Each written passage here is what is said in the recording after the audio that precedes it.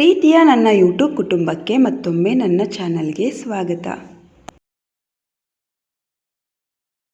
ಇದೇನಿದು ವಿಡಿಯೋ ಶುರುವಲ್ಲೇ ಸಾವಿನ ಫೋಟೋ ಹಾಕ್ತಾ ಇದ್ದಾರೆ ಅಂತ ಅಂದ್ಕೊಂಡ್ರ. ನಾನು ಹಬ್ಬಕ್ಕೆ ಎಲೆಕೆರೆಗೆ ಹೋಗಿದ್ದಾಗ, ಅಂದರೆ ಅಕ್ಕನ ಮನೆಗೆ ಹೋಗಿದ್ದಾಗ ಇವ್ರು ತೀರ್ಕೊಂಡಿರೋದು.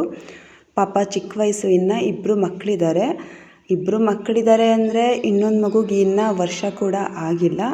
ಅದಿನ್ನು ಹಾಲು ಕುಡಿತಿದ್ದ ಮಗು. ಇಷ್ಟು ಬೇಗ ಈ ತಾಯಿ ತೀರೋಗ್ತಾರೆ ಅಂತ ಯಾರಿಗೂ ಕನಸು ಕೂಡ ಬಂದಿರಲ್ಲ.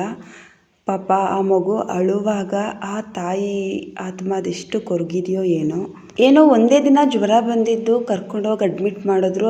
ಇಲ್ಲಾಗಲ್ಲ ಅಂತ ಹೇಳಿ ಬೆಂಗಳೂರು ಕರ್ಕೊಂಡು ಹೋಗಿ ಅಂತ ಹೇಳಿದ್ರು ಅಂತಾರೆ. ಜ್ವರ ಬಂದು ಒಂದೇ ದಿನಕ್ಕೆ ತೀರೋಗಿದ್ದು ಅಂತ ಹೇಳ್ತಾರೆ. ಅಂದರೆ ಮೆದುಳು ಜ್ವರ ಬಂದಿತ್ತಂತ ಹೇಳ್ತಾರೆ. ನನಗೂ ಸರಿಯಾಗಿ ವಿಚಾರ ಗೊತ್ತಿಲ್ಲ. ನಾವಿವತ್ತು ಅಣ್ಣನ ಹೆಂಡತಿ ಮನೆಗೆ ಹೋಗ್ತಾ ಇದ್ದೀವಿ. ನೀವು ಹಬ್ಬಕ್ಕೆ ಹೋದಾಗ ನೋಡಿದ್ದೀರಾ ಅಣ್ಣನ ಹೆಂಡತಿಯನ್ನು, ಅಂದರೆ ಅತ್ತಿಗೆಯನ್ನು ರೂಪ ಅಂತಲೇ ಕರಿತೀನಿ ಅಂತ ಹೇಳಿದ್ದೀನಿ. ನಾವಿವಾಗ ಚಿನ್ಕುರುಳಿಗೆ ಬಂದಿದ್ದೀವಿ.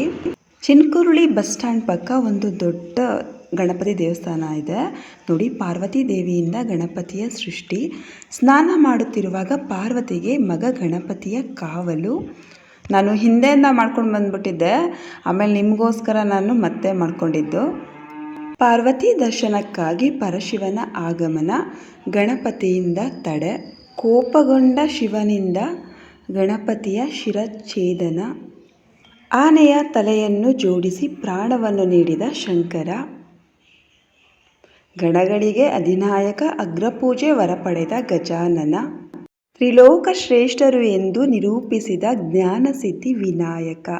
ಇಲ್ಲಿ ಸಣ್ಣದಾಗಿ ಗಣಪತಿಯವರ ಕಥೆಯನ್ನು ಚಿತ್ರದ ಮೂಲಕ ಬರೆದಿದ್ರು.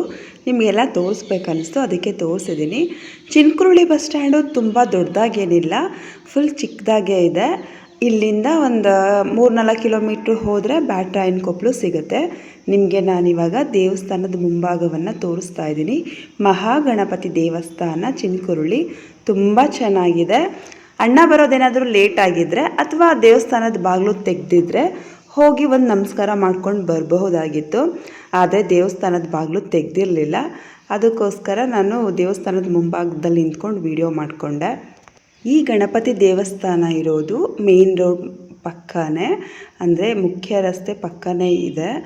ಅಣ್ಣ ಬರ್ತಾನೆ ಅಂತ ಕಾಯ್ಕೊಂಡೆ, ಅಣ್ಣ ಬೇಗನೆ ಬಂದ. ಇಲ್ಲಿ ನಿಮಗೆ ಗಣಪತಿದು ದೊಡ್ಡದು ವಿಗ್ರಹ ಅಲ್ಲ, ಫೋಟೋ ಕಾಣಿಸ್ತಿದೆ ಅಲ್ವಾ, ಸೇಮ್ ಇದೇ ಥರ ನನ್ನ ಫ್ರೆಂಡ್ ಮನೆಯಲ್ಲಿ, ದೇವರ ಮನೆಯಲ್ಲಿ ಹಾಕ್ಸಿದ್ದಾರೆ. ನನಗೂ ಹಾಕ್ಸೋದಕ್ಕೆ ಇಷ್ಟ ಇತ್ತು, ಯಾಕೋ ಆ ಟೈಮ್ನಲ್ಲಿ ಹಾಕ್ಸೋದಕ್ಕಾಗಲಿಲ್ಲ. ಕೊನೆಗೂ ಅಣ್ಣ ಬಂದ ನಮ್ಮನ್ನು ಕರ್ಕೊಂಡು ಹೋಗೋದಕ್ಕೆ ಅಂತ ಹೇಳಿ.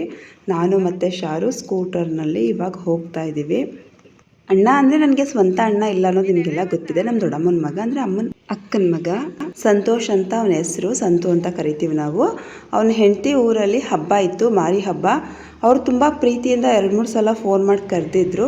ಅದಕ್ಕೋಸ್ಕರ ಹೋಗ್ತಾ ಇದ್ದೀನಿ. ಇಲ್ಲಿಂದ ಆಟೋ ಇದೆ, ಅಂದರೆ ಅಲ್ಲಿಂದನೂ ಸ್ವಲ್ಪ ಕಿಲೋಮೀಟರ್ ನಡಿಬೇಕಾಗತ್ತೆ. ಅದಕ್ಕೆ ನಾನೇ ಬಂದು ಕರ್ಕೊಂಡು ಹೋಗ್ತೀನಿ ಅಂತ ಅವನೇ ಬಂದ. ನಿಮಗೆಲ್ಲ ಗೊತ್ತಿದೆ ಅಂದ್ಕೊತೀನಿ, ಚಿನ್ಕುರುಳಿಯಲ್ಲಿ ಪುಟ್ಟರಾಜು ಅವ್ರದ್ದು ಕಾಲೇಜು ಸ್ಕೂಲು ಎಲ್ಲ ಇದೆ, STG ಅಂತ. ಇದು ಇಲ್ಲಿ ತುಂಬ ಹೆಸರುವಾಸಿಯಾಗಿದೆ, ಆಮೇಲೆ ತುಂಬ ದೊಡ್ಡದಾಗಿದೆ, ಫುಲ್ ಸ್ಟ್ರಿಕ್ಟಾಗಿ ನಡೆಯುತ್ತೆ ಅಂತ ಹೇಳ್ತಾರೆ. ಮನೆಯಲ್ಲಿ ಎಲ್ಲರೂ ಏನು ಮಾಡ್ತಿದ್ದಾರೆ ಅಂದ್ಕೊಂಡು ವಿಡಿಯೋ ಮಾಡ್ಕೊಂಡು ಹೋಗೋಣ ಅಂತ ಹೋದೆ. ಆದರೆ ಅಚ್ಚು ಏನೋ ತೀಟೆ ಮಾಡ್ದ ಅಂತ ಹೇಳಿ ಒಡೆದು ಮಲಗಿಸ್ಬಿಟ್ಟಿದ್ರು. ಎಲ್ಲರೂ ಅಡುಗೆ ಕಡೆ ಬ್ಯುಸಿಯಾಗಿದ್ದರು. ಸಂತು ಮದುವೆ ಆದಾಗ ಇವರು ಇನ್ನೂ ಹಳೆ ಮನೆಯಲ್ಲಿದ್ದರು, ಅವಾಗ ತಾನೇ ಮನೆ ಮಾಡ್ತಿದ್ರು. ಮದುವೆ ಆದಮೇಲೆ ಮನೆ ಮಾಡಿದ್ದನ್ನ. ಅಚ್ಚು ನಿಮಗೆಲ್ಲ ನಾನು ಮೊದಲೇ ಪರಿಚಯ ಮಾಡಿದ್ದೀನಿ. ಅವನ ಅಮ್ಮನ ಮೇಲೆ ಓದ್ತಿದ್ದ, ಇವಾಗ ರಜಕ್ಕೆ ಹೋಗಿದ್ದಾನೆ. ಇಲ್ಲಿ ನೋಡಿ ಮುದ್ದೆ ಹೇಗೆ ಮಾಡಿದ್ದಾರೆ ಅಂತ. ಇವರು ಒಲೆನಲ್ಲೇ ಅಡುಗೆ ಮಾಡ್ತಾರಂತೆ. ಸದ್ಯಕ್ಕೆ ಇವತ್ತು ಒಲೆನಲ್ಲಿ ಅಡುಗೆ ಮಾಡಿಲ್ಲ. ಮುದ್ದೆಯನ್ನು ನೋಡಿ ಎಷ್ಟೆಷ್ಟು ದಪ್ಪ ಮಾಡಿದ್ದಾರೆ. ಒಂದು ಮುದ್ದೆ ತಿಂದರೆ ನಮ್ಗಳಂಥವ್ರಿಗೆ ಸಾಕಾಗತ್ತೆ, ಅನ್ನ ಬೇಡ ಅನಿಸುತ್ತೆ. ಎಷ್ಟು ಚೆನ್ನಾಗಿ ಕಟ್ಟಿದ್ದಾರೆ ನೋಡಿ. ಮಾರಿ ಹಬ್ಬ ಅಂದಮೇಲೆ ನಿಮಗೆಲ್ಲ ಗೊತ್ತಿರೋ ಹಾಗೆ ನಾನ್ ವೆಜ್ ಊಟ ಇಲ್ಲೂ ಸಖತ್ತಾಗಿತ್ತು, ತುಂಬ ಚೆನ್ನಾಗಿ ಮಾಡಿದರು. ಬೋಟಿ ಗಜ್ಜಂತೂ ತುಂಬ ಚೆನ್ನಾಗಿತ್ತು, ಇವರೇ ಮರಿ ಕೂದಿದ್ದಂತೆ. ಸೊ ಯಾವ ವರ್ಷವೂ ನಾವು ಮಾರಿ ಹಬ್ಬಕ್ಕೆ ಬರ್ತಿರ್ಲಿಲ್ಲ, ಈ ವರ್ಷ ಏನೋ ಹೇಳಿದರು, ಸೊ ಹೋಗಿದ್ವಿ. ನಾನು ಸ್ವಲ್ಪ ಬೇಗನೆ ಹೋದೆ, ದೂರ ಇದ್ದಿದ್ದರಿಂದ ಬೇಗ ಹೋಗೋಣ ಅಂದ್ಕೊಂಡು ಹೋದೆ. ನಾನು ಹೋಗುವಷ್ಟರಲ್ಲಿ ಅಡುಗೆ ಆಗಿರಲಿಲ್ಲ, ನಾನು ಸ್ವಲ್ಪ ಜಾಯಿನ್ ಆದೆ ಅಡುಗೆ ಮಾಡೋದಕ್ಕೆ. ತುಂಬ ದಿನ ಆದಮೇಲೆ ನಾನು ಹೋಗಿದ್ದು. ಸುದೀಕ್ಷಾ ಹುಟ್ಟಿದಾಗ ಮಗು ನೋಡೋದಕ್ಕೆ ಅಂತ ಹೋಗಿದ್ದು. ಅದಾದಮೇಲೆ ನಾನು ಇದೇ ಫಸ್ಟ್ ಹೋಗಿರೋದು.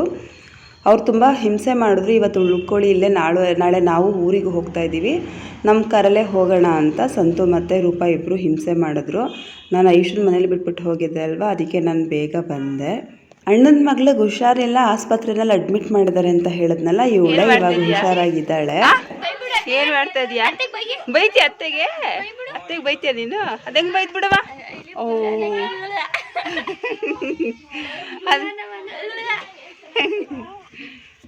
ಹೆಂಗವ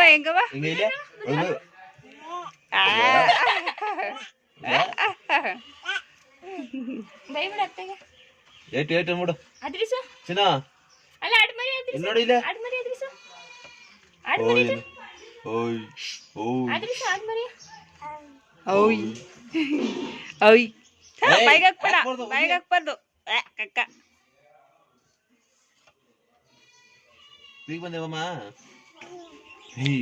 ಪಿ ಹೋಯ್ತ್ಯಾ? ಎಲ್ಲಿಗೆ ಹೋಯ್ತ್ಯಾ?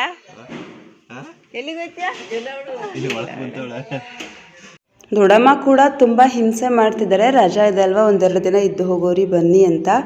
ಶಾರುಖ್ ತಡಗವಾಡಿ ಅಂದರೆ ಇಷ್ಟ, ಅಂದರೆ ನಮ್ಮ ದೊಡ್ಡಮ್ಮನ ಮನೆ ಅಂದರೆ ಇಷ್ಟ. ಹೋಗೋಣ ಅಂತ ಹೇಳ್ತಿದ್ದಾಳೆ, ಆದರೆ ಐಶು ಬರೋದಕ್ಕೆ ಒಪ್ತಿಲ್ಲ.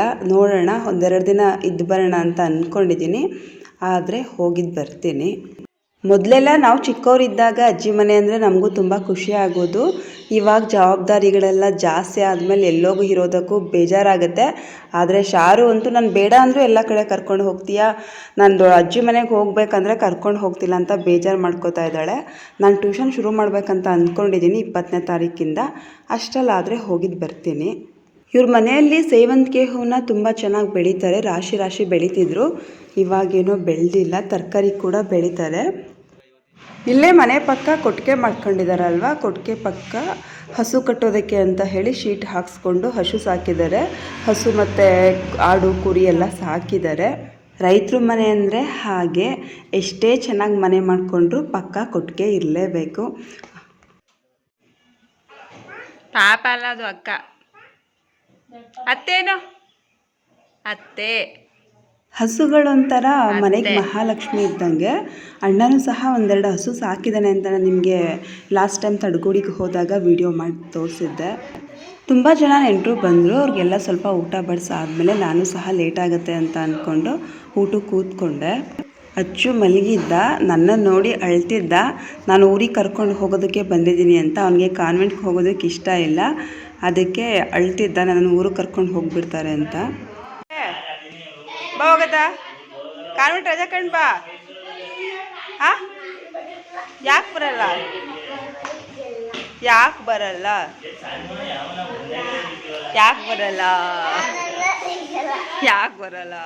ಬಾ ಹೋಗದ, ರಜಾ ಕಂಡು ಬಾ, ರಜಾ ಮಜಾ.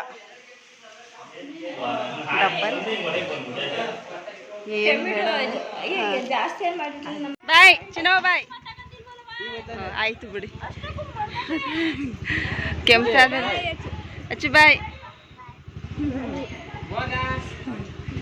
ಬತ್ತಿಯಾ?